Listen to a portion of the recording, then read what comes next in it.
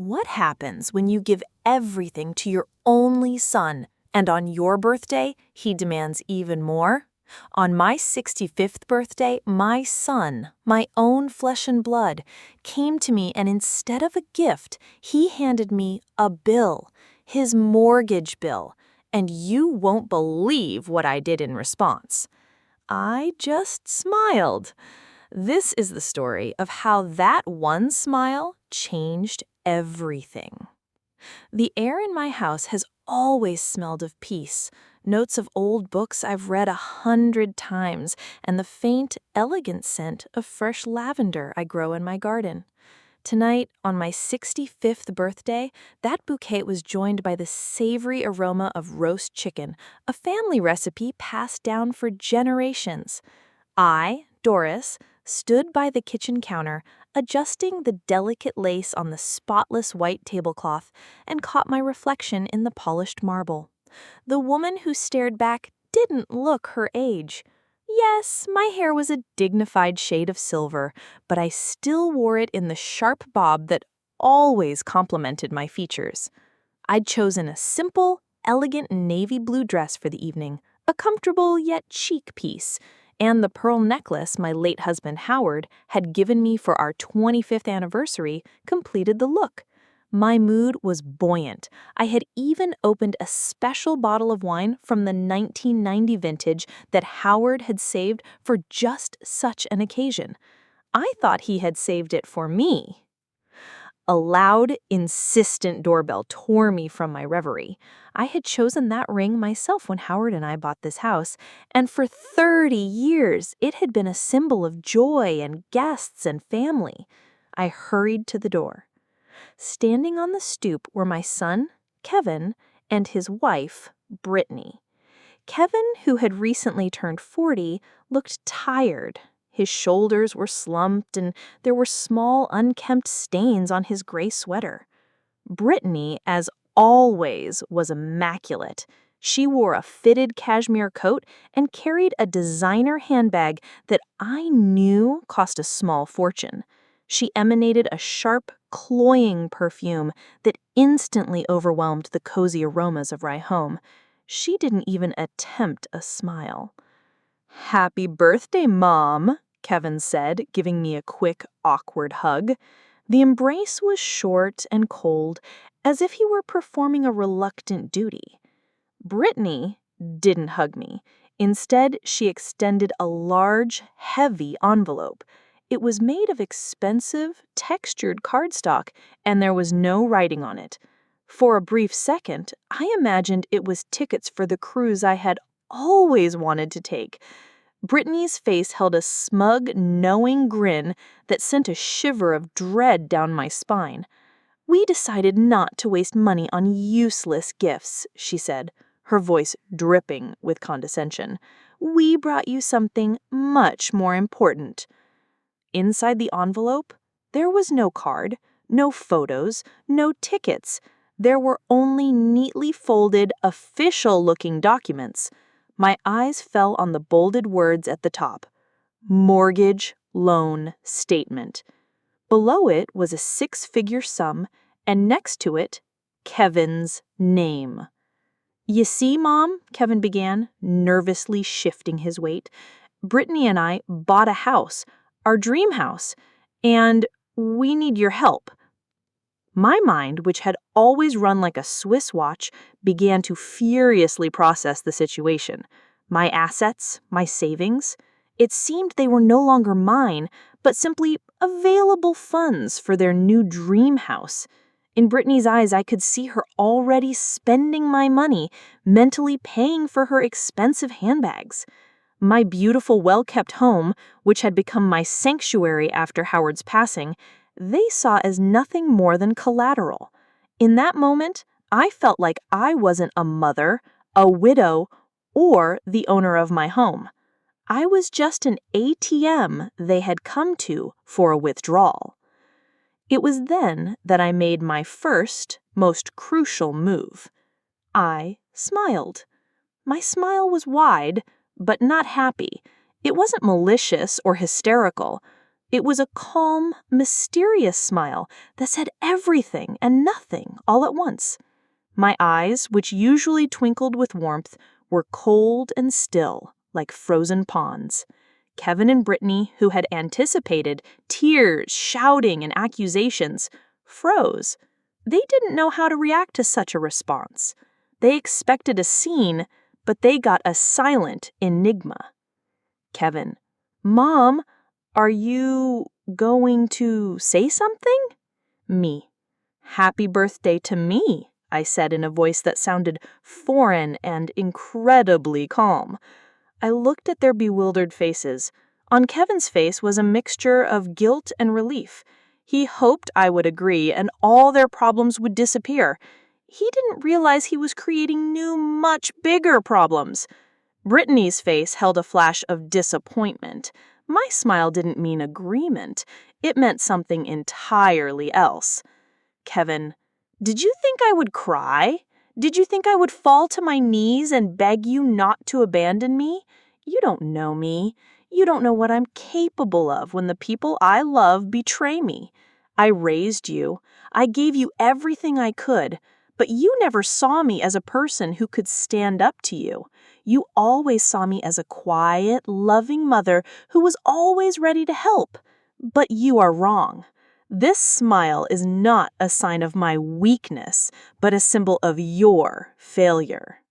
And Brittany, you think I'm just a foolish old woman living in her quiet haven. You look at my antique clock and think it's worthless. You see my house and think it's just another asset that you can take. You think I'm just sitting here counting down the days until I die. But you don't know that behind this smile lies a predatory instinct I acquired from running my business for 30 years. You don't know that I'm the predator, and I'm looking at you, seeing nothing but easy prey. I guess you expected me to break down and beg you for help, for love, but I am not the woman you thought I was. I can easily survive your betrayal, but I will not allow you to destroy what my husband and I built our entire lives.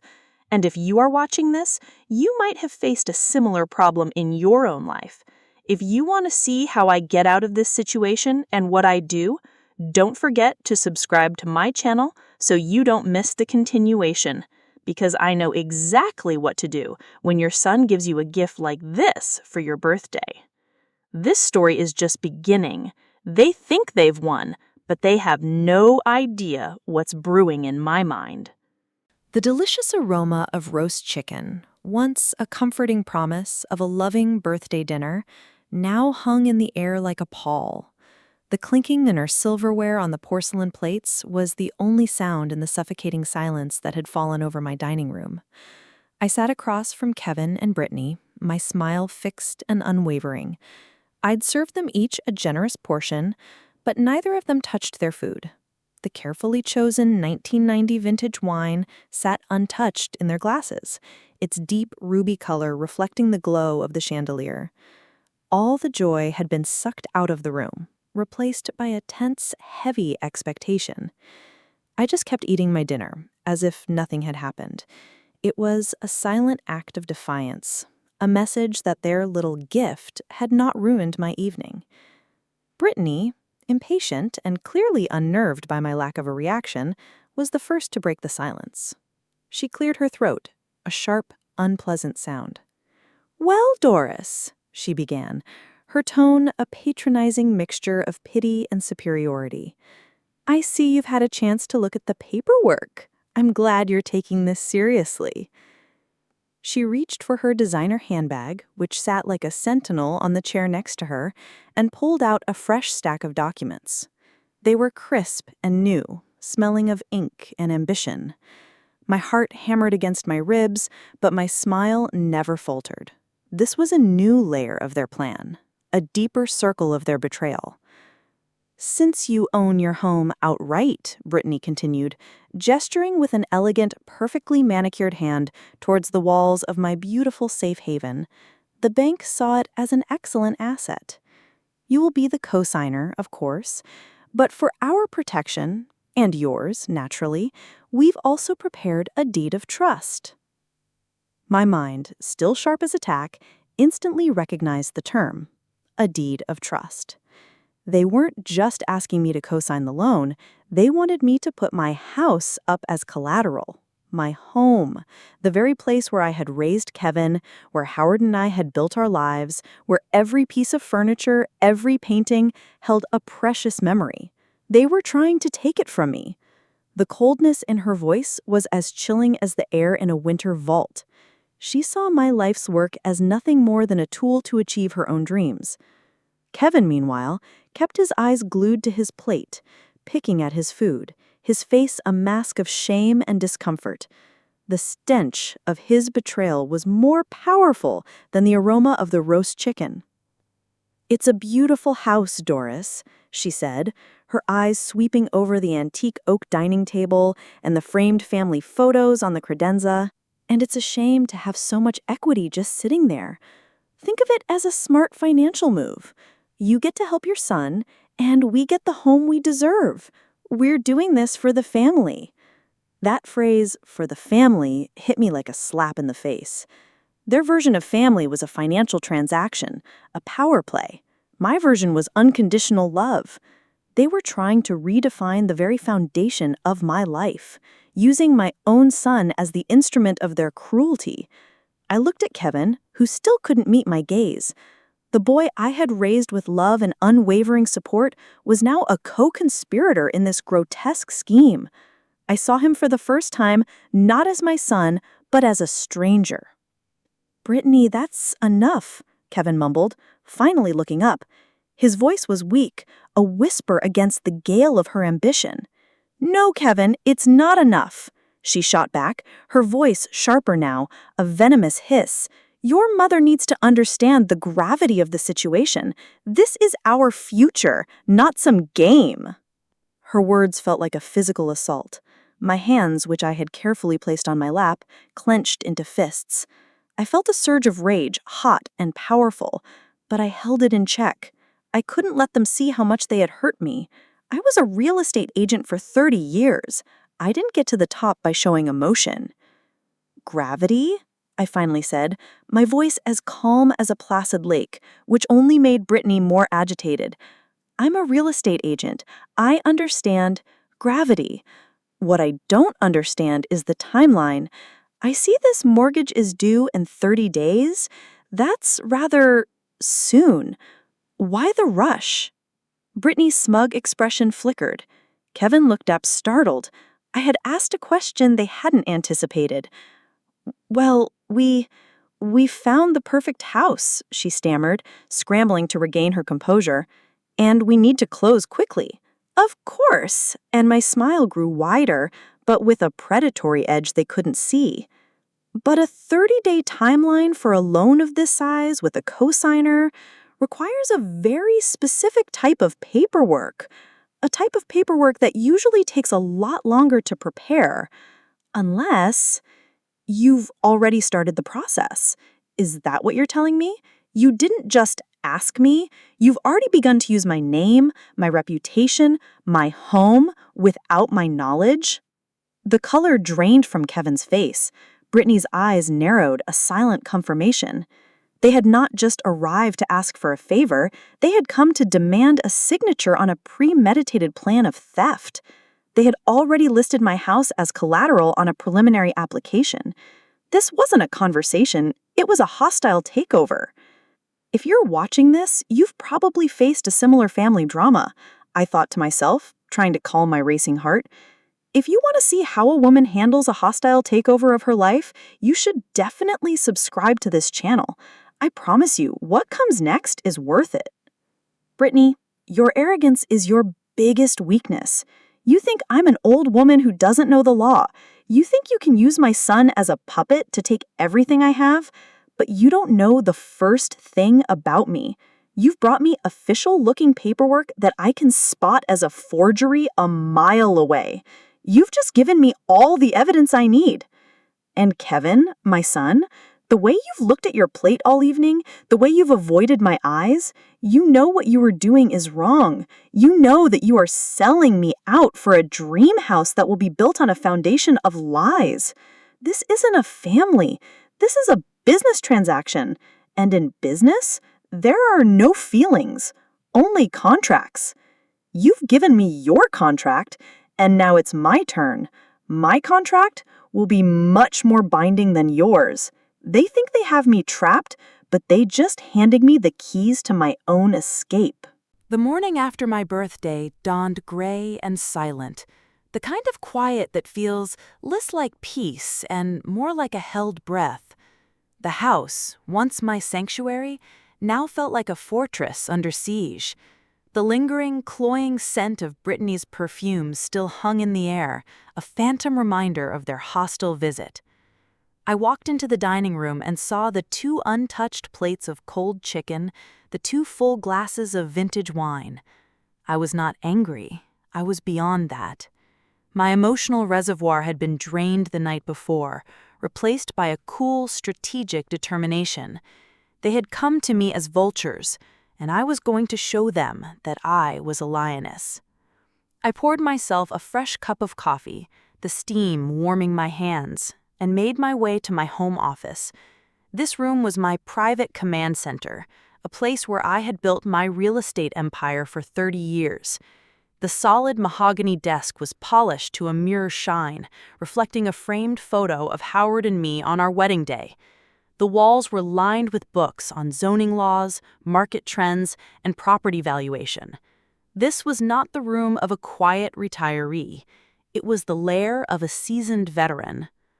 My first order of business was to find out everything about this dream house. Brittany's arrogance had given me a name and address, and that was all I needed. I booted up my old computer, its familiar hum a comforting sound in the quiet room. My fingers, still nimble despite my age, flew across the keyboard. I accessed old databases and public records that only a former professional with my connections would know how to use. This wasn't about revenge. It was about protecting what was mine. And the best defense is always a good offense. The first volley of the day's war came not from a battlefield, but from my phone. Kevin's name appeared on the screen, followed by a text message. "Mom, I'm so sorry about last night. Brittany was just stressed. We just need you to sign the papers, please. It would mean the world." His words were a pathetic mix of faux remorse and thinly veiled manipulation. I typed a simple reply. "I'm thinking about it." An hour later, Brittany's text arrived. It was dripping with passive aggression. "Doris, you're not a child. We're a family. You need to be a part of this. It's for Kevin's future. Don't be so stubborn. This is a very generous offer." I chuckled, a dry, humorless sound. A generous offer? They were trying to take my home. I looked at the phone and typed another simple, infuriatingly calm reply. "I'll let you know." Their desperation was my fuel. They expected me to be emotional, to be weak, to be easily intimidated. They saw an old woman. They didn't see a woman who had fought off predatory developers and shady land deals for decades. They thought they were the sharks, but what they didn't know was that I had been hunting sharks my entire career. As I delved deeper into the public records of the dream house, the pieces of their foolish puzzle began to fall into place. The property had a convoluted history. There was a legal dispute over the original land parcel, a dispute that had been settled quietly out of court a decade ago. I started digging into the details of the settlement and found a reference to an old environmental report that had been sealed. With my connections, I managed to get my hands on a copy. My blood ran cold as I read its findings. The Dream House, a sprawling new construction property, was built on the site of a defunct chemical storage area. The previous owners had done a perfunctory cleanup, but the report clearly stated that there were still significant levels of toxic chemicals in the soil beneath the foundation. It was a ticking bomb. The developers had managed to bury the report and sell the property, but the truth was still there, waiting to be uncovered. They were selling a palace built on a foundation of poison. I sat back in my chair, staring at the report. My hands, which had been typing with such purpose, now trembled slightly. Not from fear, but from the sheer magnitude of what I had found. Brittany, with all her talk of savvy house hunting, had completely missed the most obvious, catastrophic red flag. Her greed, her arrogance had blinded her. She saw the designer kitchen and the sprawling lawn, but she didn't see the toxic secrets buried just inches beneath her feet. She was so focused on building her dream on my life that she never bothered to check if her own foundation was solid. Kevin, my son, the boy who used to build elaborate sandcastles with me at the beach, was trying to build a house of lies on a toxic wasteland. The sadness was a dull ache in my chest, but it was overshadowed by a fierce protective fire. This wasn't just a win for me, it was a devastating lesson for them, a lesson that came with a price. If you're watching this, you've probably seen some family drama, but trust me, you haven't seen anything like this. They thought they were the architects of my downfall, but they just bought a house with a toxic secret, and I just found the blueprints. If you're a fan of a good old-fashioned takedown, you'll want to see how this plays out. Don't forget to subscribe. You won't want to miss what happens when I drop this bombshell. They thought they were building a new life, but what they don't know is that they were building it on a ticking bomb, Teddo. The call I made to Kevin the next day was simple and to the point. I'd like you and Brittany to come over this evening. We need to have a final discussion about the paperwork. My voice was calm, devoid of any emotion, and I could tell by his hesitant but hopeful tone that he took this as a sign of my surrender. He assumed my silence and my calm demeanor were a prelude to capitulation, that I had cried my tears and was now ready to give them what they wanted. It was a perfect miscalculation on their part. The true predator never shows its fangs until the trap is sprung.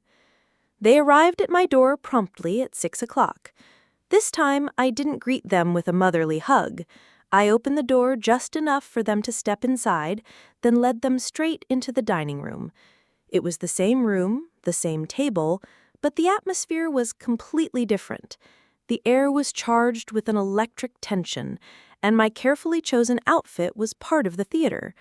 Instead of a soft dress, I wore a tailored black pantsuit that I hadn't worn since Howard's funeral.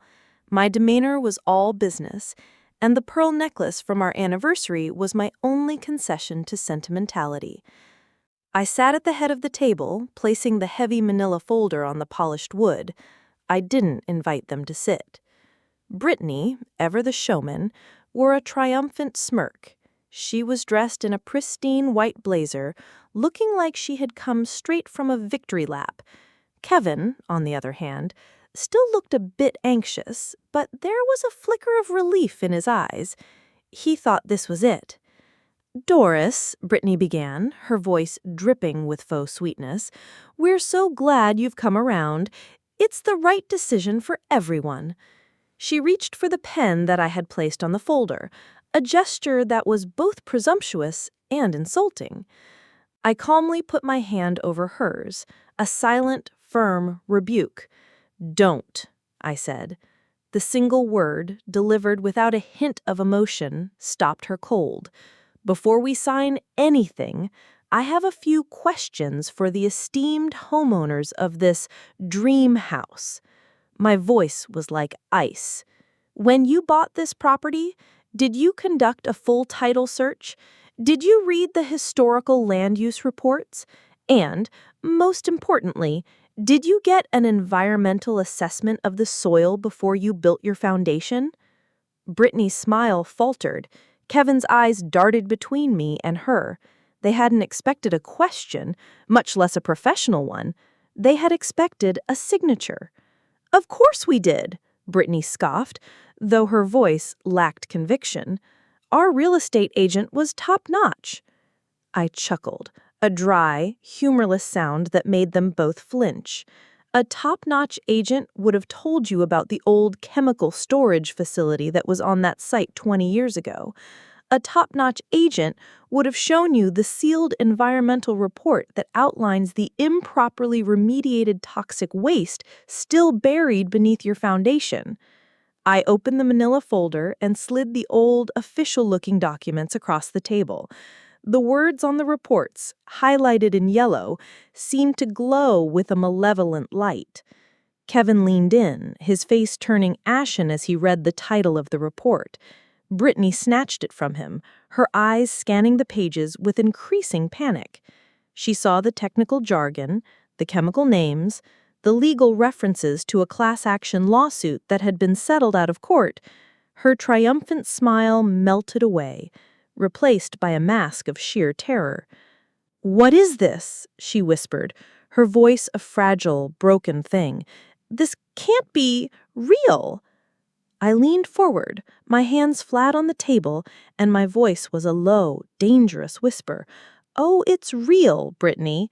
Every single word of it. Your dream house is built on a toxic waste dump. Every time it rains, those chemicals leach into the groundwater. Your garden, your new lawn, the very air you breathe in that house, it's all poison. And the developers who sold you that property, they're as crooked as they come. You've just bought yourself a beautiful, expensive, brand new house of cards that will collapse as soon as the first person gets sick." Kevin stared at me, his face a mixture of horror and profound sadness.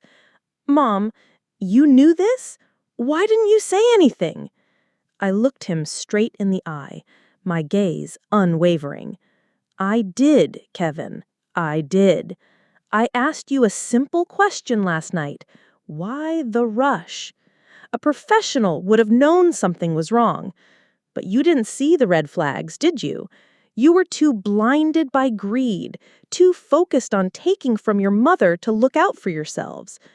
Brittany's face was a study in pure, unadulterated rage. "You did this! You dug this up! This is a lie!" she shrieked, her carefully constructed facade crumbling to dust. She crumpled the papers in her hand, as if destroying the evidence would somehow make it untrue. "You're wrong again, Brittany," I said, my voice still unnervingly calm. "I didn't do this. You did this.